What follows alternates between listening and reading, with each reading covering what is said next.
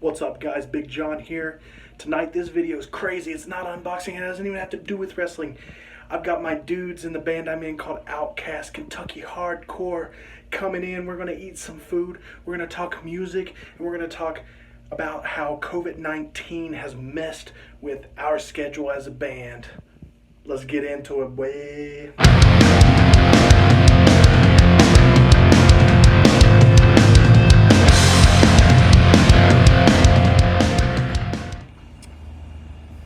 What's up, everybody? I'm here with my band. This is my band. It's gonna be super awkward and awful. Yeah? Yeah. Yeah. A little bit. I'm gonna have everybody introduce themselves, starting with, who wants to start? Mason wants to start. Yeah, you said it. My name's Mason.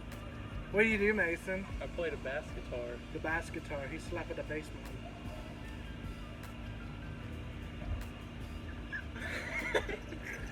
Yeah, I'm Sam.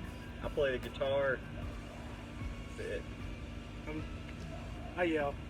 You know me. What about this guy? I'm Matt, and I play the drums. Wow. It's already a train wreck. I love Pretty it. rough. What? I'm still seeing rings when I close my eyes. It's so hot. It is thick. Oh. Boy, Alright. is it warm. So I just got a couple questions I'm gonna ask the fellas here. You said this is a weird video. It's not like my normal ones, but yeah, we doing it. I'm making them do it. I actually held a gun to their head before I started filming this, so you're welcome, YouTube. All right, first question, and I don't care who answers first. What are like some of the most influential bands and/or artists for you? Primus. I would have to agree wholeheartedly. I love Primus. Sam really loves Primus. I know they love Primus. I'm being not. Listen. You both are fantastic musicians, so I'm not gonna say anything awful about I like Primus too. So I like the one where he says that his name is Bud. Yeah, just don't get it, I man. just don't get it, man. Alright, so Primus, obviously. Not me. Definitely not Primus. It's whatever. I'm good until he starts talking or whatever it is that he does. Whatever that crap is. Sound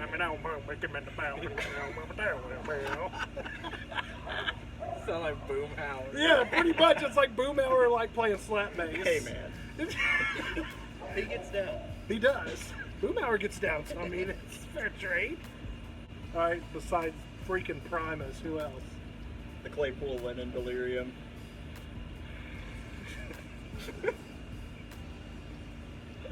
This is bombing. We're tanking. Tanking so quick. We're going down. Something that doesn't have to do with anything with Primus at all. I know one you like. What I like. Mars Volta. I do like Mars Volta. It's fantastic. I can agree with that one. It's good.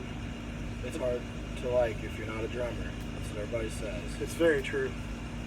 It's pretty crazy though. Them drums. Dude plays bass with no frets on it. That's weird. Hey, Les Claypool does that sometimes. Oh, God. cool! Full circle back to Primus.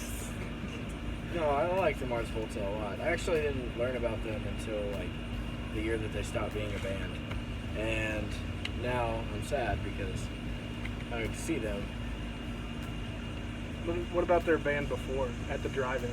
They're really good too. Yeah, Really, really good. way different though. Yeah, but at the same time, their like chaotic bits are like similar. Yeah.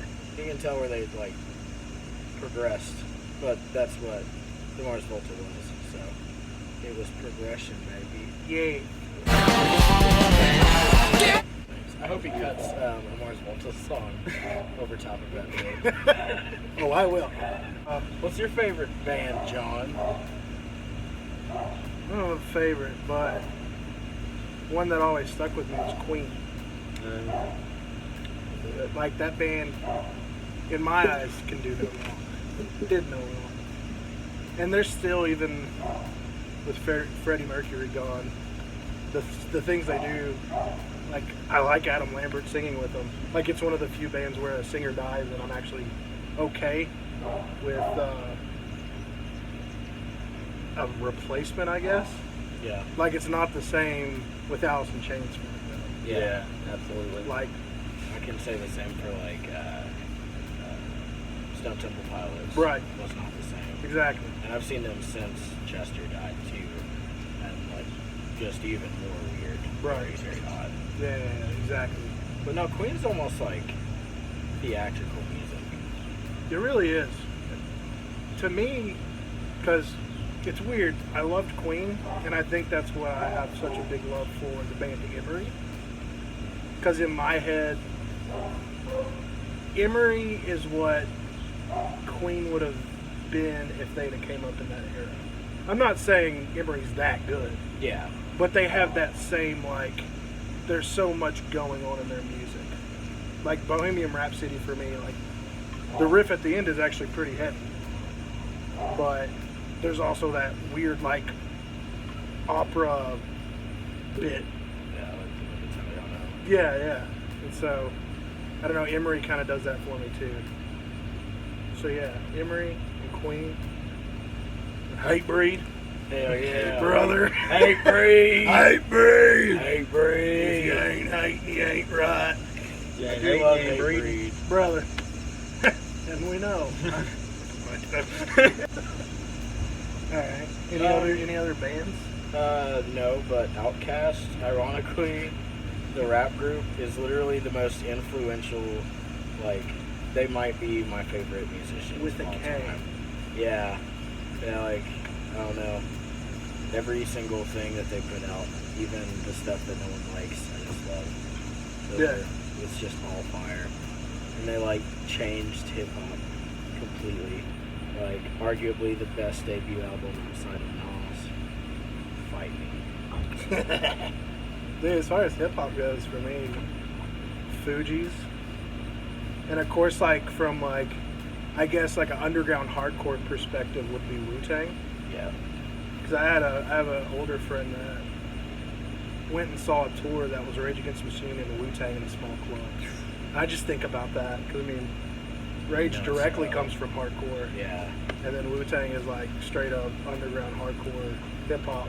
So. Think about that mixture and that combination, how wild that show must have been. Man, I came from a completely different background. I was gonna say Cream for an influential band. That's okay. For me. That's good stuff. Just Clapton in general. Sam loves cocaine. Look at him. No, I can get down with that. Another one I love is Fleetwood Mac, especially about older bands. Yeah. You know, obviously Rumors. A lot of turds ruined that album when YouTube became a thing with their sit downs and listen tos, but Yeah. You didn't have no YouTube. I heard that, brother. I sat out here It's talking to ruined us flowers. all, us millennials out here just talking to a cell phone. Yeah. Well, Mason. Yeah. Yeah. Sorry, I don't know what happened. Do any other bands come to mind for you? As influential bands? Yeah, as influential. Probably just there's so many different classic rock bands that had influence over my musical tastes early on that it's hard to pick out. I listened to a lot of Led Zeppelin as a child. So always a good one. Yeah. Black Sabbath for sure. Dude, yes. I was about to say, that was like Yeah, my nobody- next go-to, Black Sabbath, nobody because they gets were said like, I mean, that's the band that really started the heavier side of things. Yeah. Yeah, And the darker side of things, The yeah. darker side of things for sure. Yeah, absolutely. That first record. But that's, I remember being like 6 years old. And I my dad, remember being 6 years old. well, that was like 5 years ago for you. Hey, it's like Look, it's the baby. like I pull out Black Sabbath, Paranoid. yeah. The Paranoid that has Classic. War Pigs. Yep. Yeah, and hearing War Pigs for the first time, and I was just like, what is this? Because, I mean, in reality, like at that point, grew up in a split home, so mom's house was only Christian music. And the first CD I ever bought by myself was POD's Fundamental Elements of Southtown. So like, that's all I really listened to because I wasn't really into music yet. I didn't decide I'm going to play music.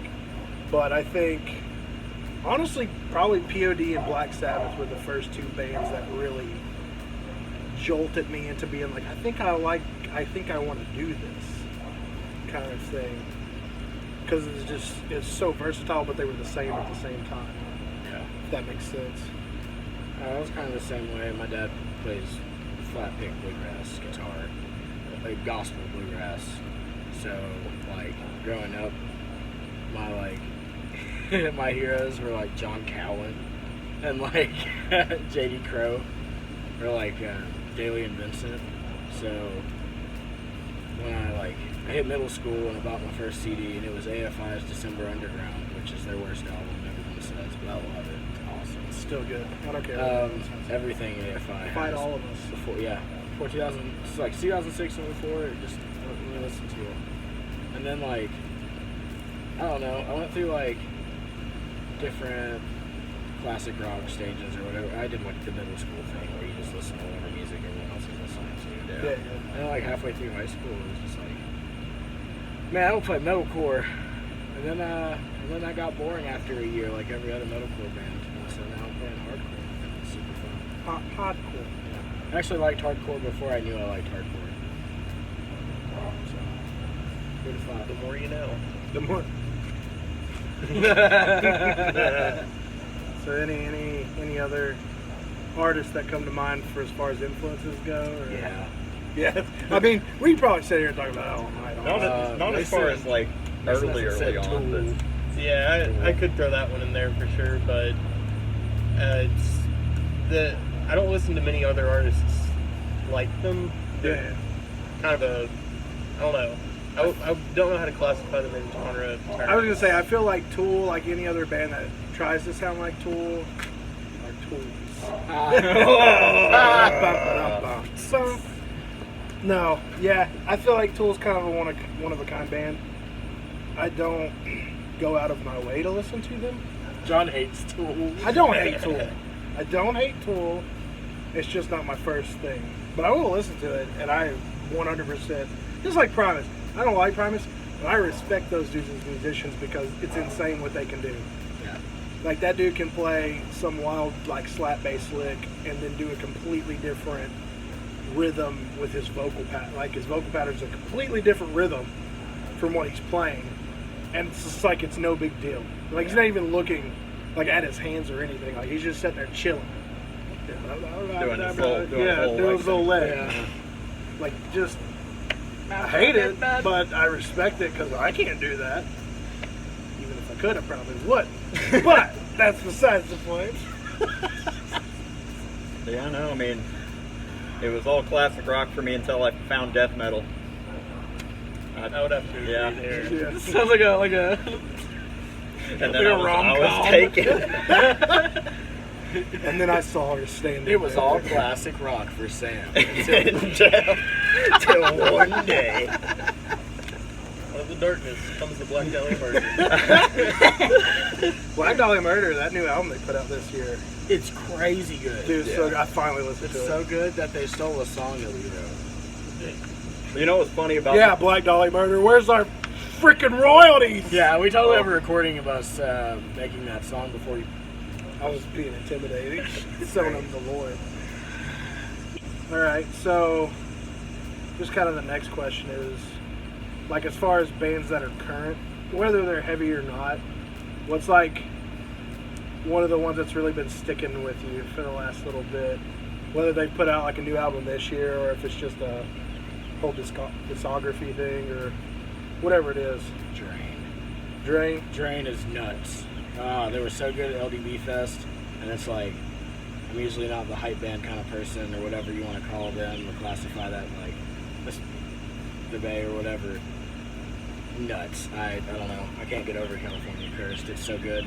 Dude, I didn't even like that band until I saw them at LDB. Yeah, their live performance is just insane. It made me love their album art so much better. Yep.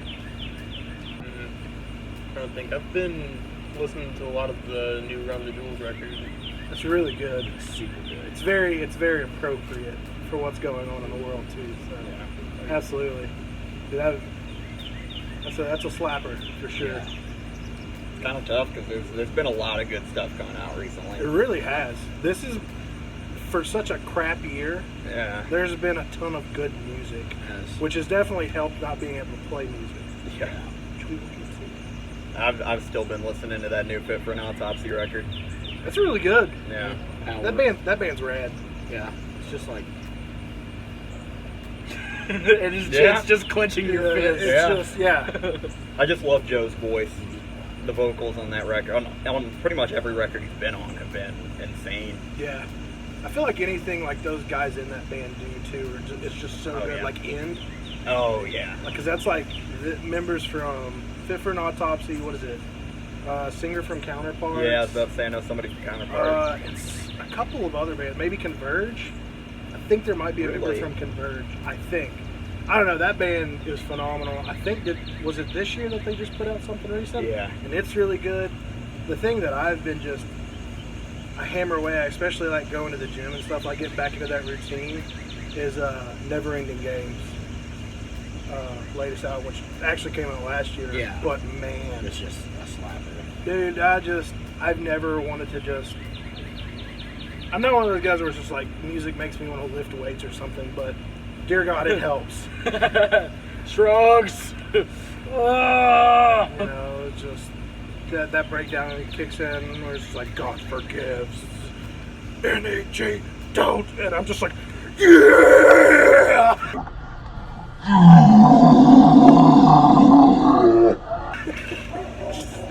just reps. Yeah, that's the. I can't escape that album, and I haven't actually listened to like a hardcore album like that since probably since Trapped Under Ice put Big Kiss Goodnight out, which I still revisit at least once a week. Yeah, same. I actually listened to it yesterday. That's like one of my top tier, like probably top 5 favorite hardcore albums of all time. It's nearly like a feel good album for me. Yeah. Like it's like that and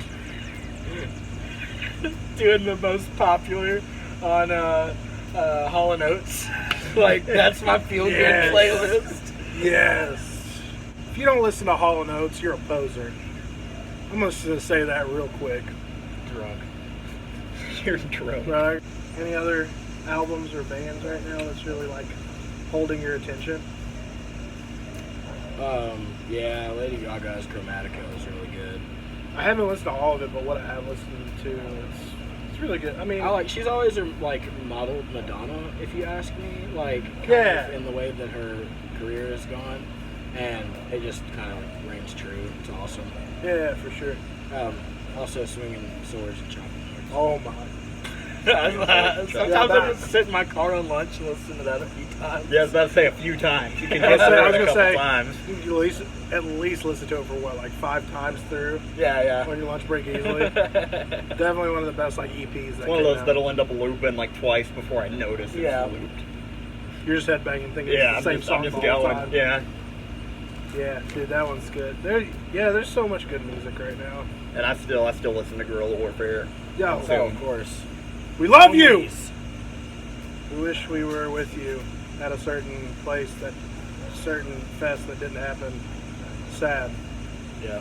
We also love the boys in Freeze. Explicit. Oh God, we're gonna do a beep on that one. This is a family-friendly channel. I'm keeping all of that in. I like that. Good to know. I'm excited Okay. to see when this comes out. Okay. It's gonna be a good time. All right, so that's the first 2 questions. So here's the last one. This is like the heavy hitter because this is where we're gonna get deep and emotional. With everything that's going on in the world right now, except he's ready to cry. He's ready. My boy's ready. COVID-19 basically ruining any and all plans to play music or go see bands. Like, how does that affect you, like, in every aspect of your life? Because, like, I know for me, it has, like, it seems like I've had my depression's been more severe than it ever has been. because I didn't realize how much of an outlet playing a show was, even if we were playing just like one a month. I'm in the exact same boat. Yeah. I mean, we had just been going, especially that last little run last year. Yeah. We were playing quite a bit. Right. Yeah. So we kind of went from 100 straight down to 0. And Very it kind of sucked. Yeah. Yeah, it sucks, man.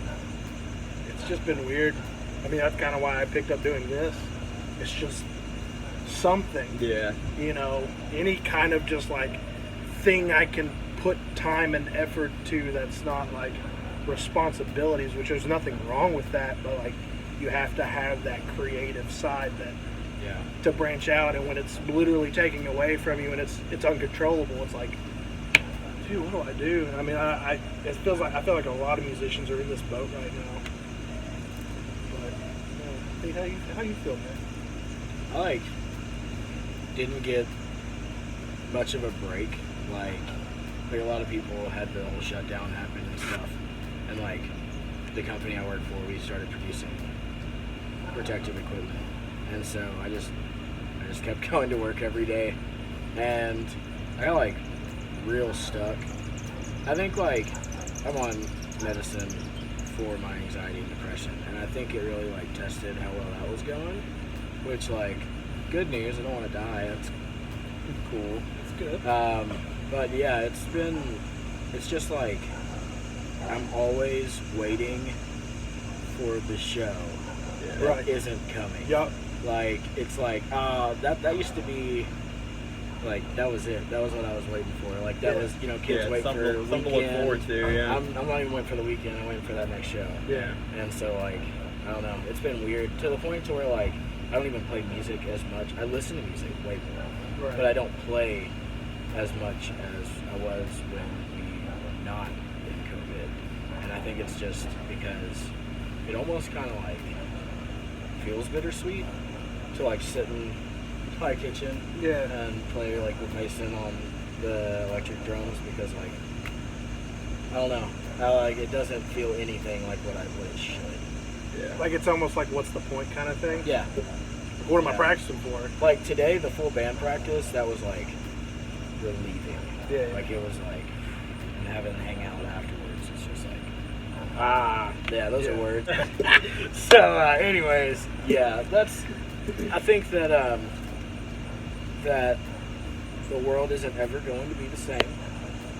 Ever. My mom said that, like, the first, 2 weeks this was going on, I laughed. Because I was like, Mom.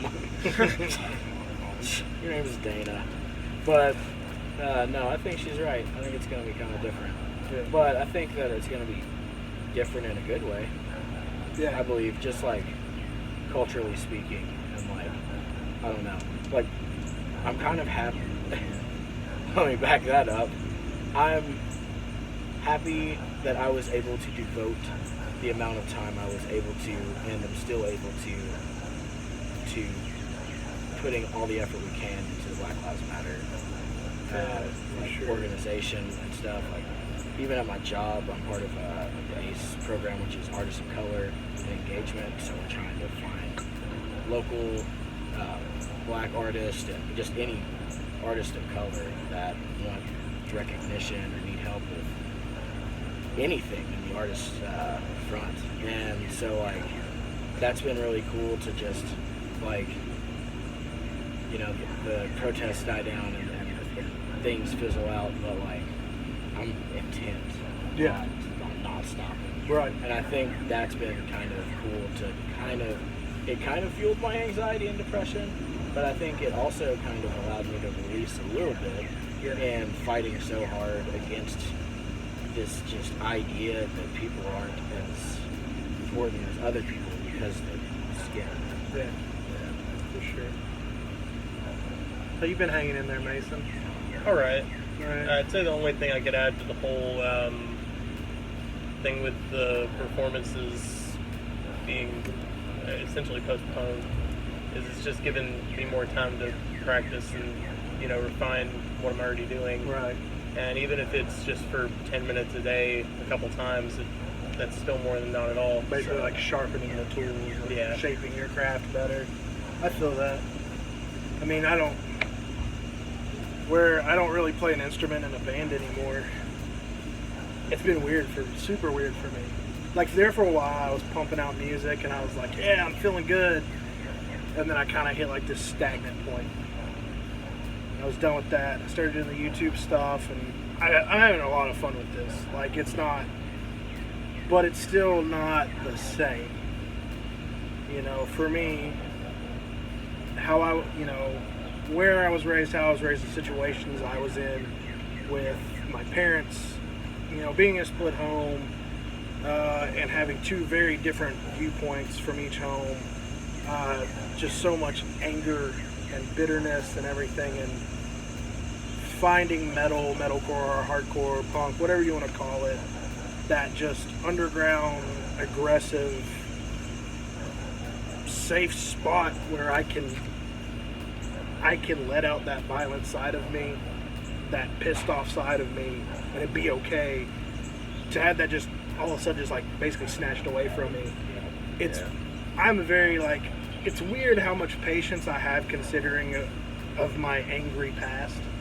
Because like I'm super patient with my children. You guys know my kids, and it's very hard to do because they are very persistent little turds. But it's just one of those things for me. It's just a built-up patience. But I have noticed over the course of time, my fuse is just getting shorter and shorter and shorter, and I have to apologize a lot more to Chelsea and to the boys, where I'm just like, I let out, like I verbally lash at them. I'm like, crap, I'm sorry. Like I'm just, you know, and I kind of, you know, talk with Chelsea one day about it. It's like, you know, I'm falling apart. It feels like mentally, because I don't have, you know, especially being the vocalist of the band, to be able to get there and just really rant for a minute and just say my piece, whether people agree with me or not, or whether they're even listening. You know me. Whether we play in front of 5 people, we're playing in front of like a couple hundred people, I say the same thing every time. You know, in some way, form, or fashion, or I speak on something that's current or like what's weighing heavy on me. I don't have that right now. Like, I can do it on YouTube, but it's not the same. Yeah. You know, it's not that emotion, like passion driven. It's not person to person. It's not. Yeah, it's not personable. You know, because I can't guarantee that anybody's going to see this. Versus, I know when somebody's in front of me, and I can speak something, and I know they're either going to hear it, they're going to accept it or not. And I don't really care either way about that, but at least I know I'm conveying it to someone. And I guess, like, along with what you were talking about with the Black Lives Matter movement, you know, in ways I'm actually thankful for COVID and making us put those things on the back burner. Because in reality, even if we could have shows right now, I don't think that's the most important thing. Yeah, no. Unless it directly correlates with what's going on there. Yeah, like, we're a bunch of white dudes. Yeah. You know, I don't understand what it's like to be a black person. Yeah. I never will. But I've talked to so many of my friends, and just to hear their stories, like a friend of mine telling me about a recent run-in he had with his cops. And I mean, I'm telling you, this dude is like the most, like, he's the nicest, most pure, genuine person. I think he's smoked weed once in his entire life. Like, I know, right? Who smokes weed? I don't. You should have all went to base. Wait. I was waiting on Wait, here we go. I mean, seriously, who smokes weed? Oh, God. But I mean, like, he looks like a good dad and everything, and just one little mishap, and the cops show up at his house, and they literally just walk in. But because he's such a nice person, and he didn't think about it, he actually had the benefit of the doubt. He was like, hey, not all cops do that, you know? I've never been in trouble with the cops. I'm okay and stuff. And, like, you know, they came in, they started searching his house, and then they just basically were like, they didn't believe a word he said, and they just tried to place him under arrest. And it's just like, and like they started telling him he was resisting, and luckily before all that happened, he texted his dad and told him he felt uncomfortable, and his dad showed up, and his dad had a key to the apartment. Who knows what would have happened? And so he talks about it, and he's like, even my perspective changes. You know, he was like, you know, now I'm right there with you. He's like, it's ACAB all the way. And it sucks. And I mean, it's like, Because I really, really do feel there is genuinely good people who are trying to do the right thing as cops. Yeah. But with their silence, just like I say, freaking, wow, I just went blank. Compliance with corruption is not commendable. Your silence is compliance. So if you're not speaking out, and if they tell you to silence yourself or don't talk about it or we don't want to hear it, then that's when you decide, I don't want this job anymore. Because that's my biggest issue, is being a cop is a job. Just like I am a Nissan parts salesperson. It's not who I am. It's just a job. It's how we pay our bills. I get it. It's a commendable job because you're a public servant, this and that, but it's been so tainted and warped. And I mean, in reality, from the beginning it was, you know, if we look back in history, the real history that we're not taught in schools, so on and so forth, it's like that. Yeah. But like you were saying, like just to be able to be in it somehow. Yeah. And be a part of the movement. Just basically me saying, hey, here's my privilege, please use it.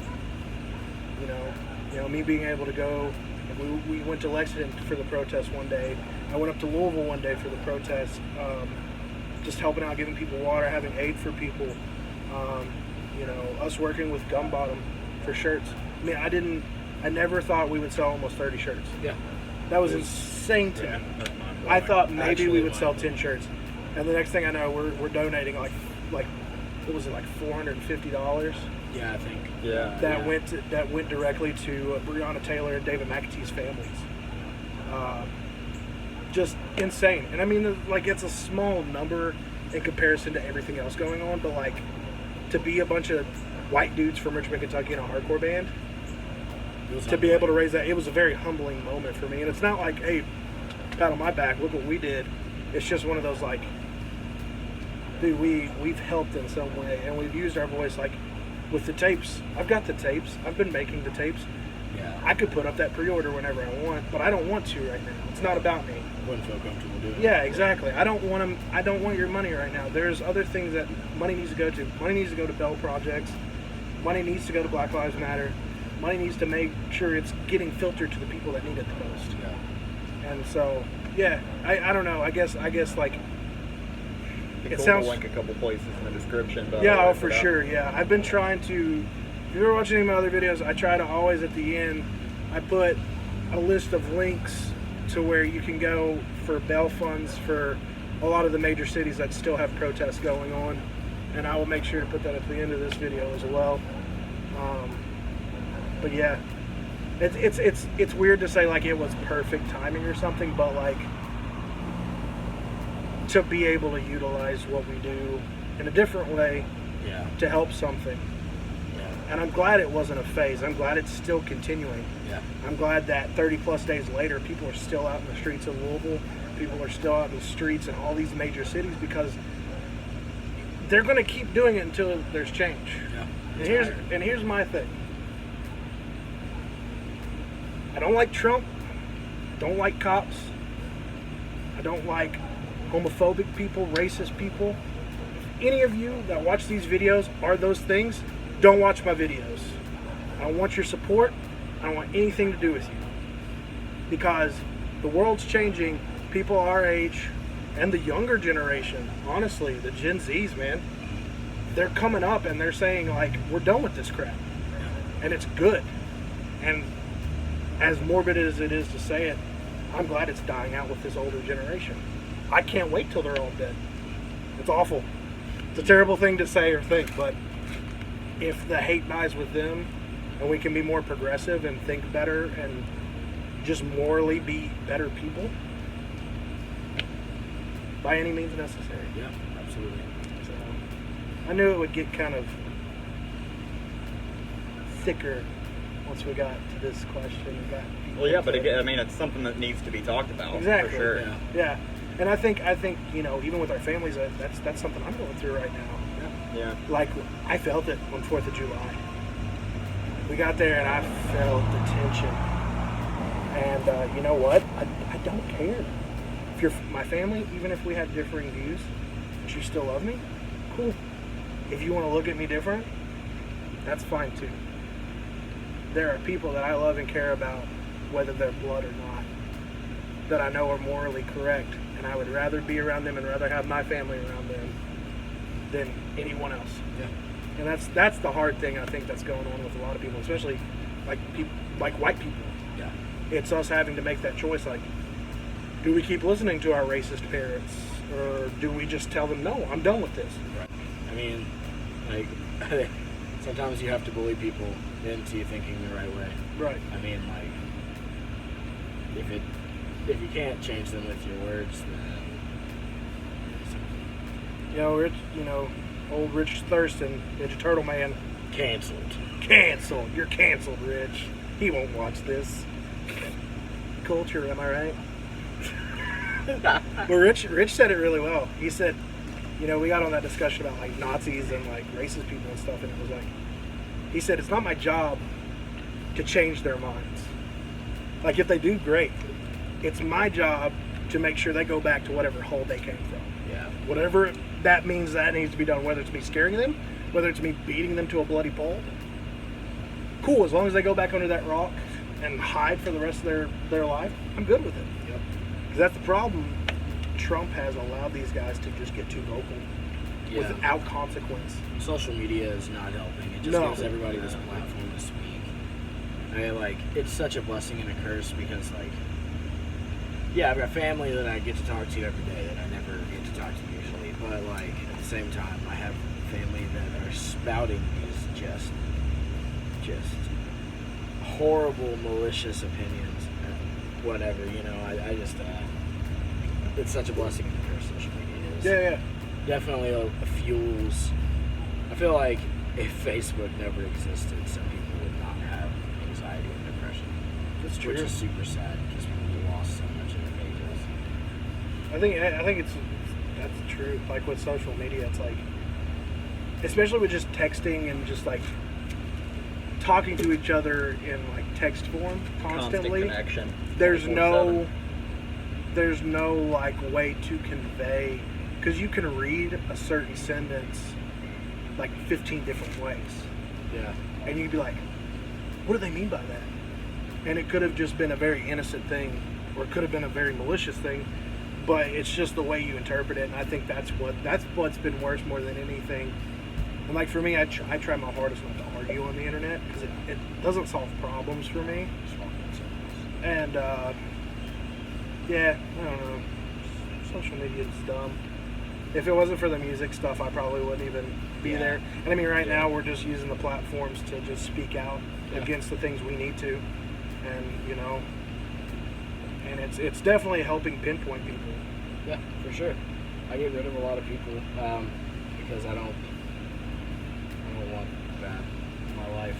Yeah. I have family that are people of color that I don't want to see someone else spouting hate on my Facebook page, and so just get rid of me. Yeah. Like, it's so easy to cut. Tyler, the creator, said he wanted cyberbullying, just shut the computer.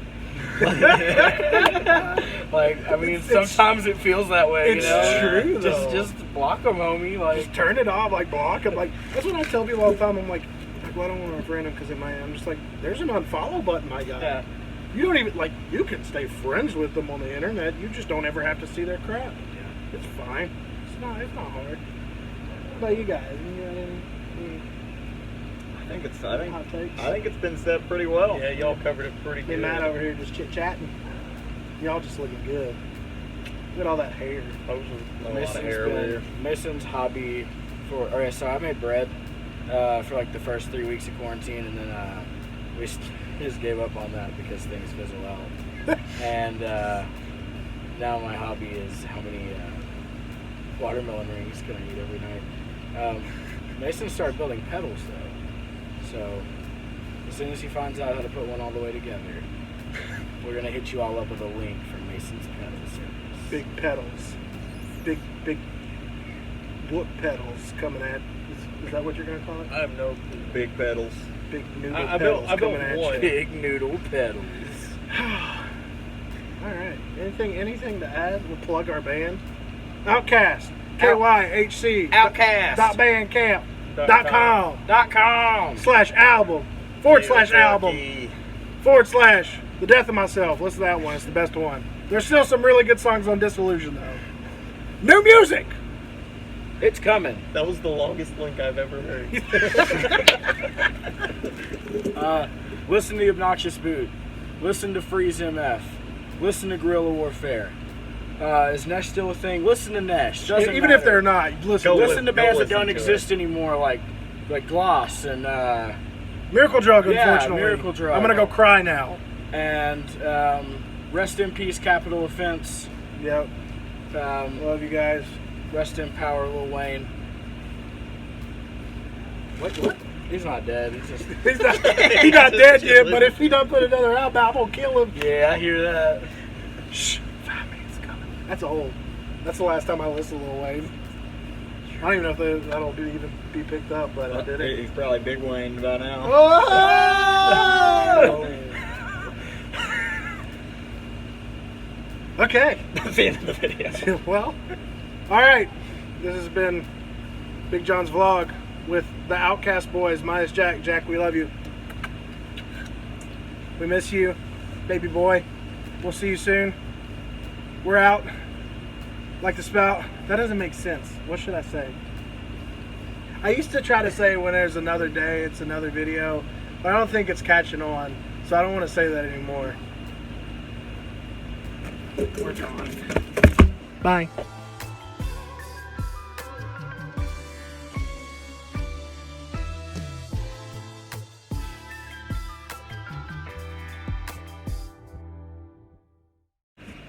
Hey, that's a true fact. That thing's deeper than any tall mountain is tall. Turn it off.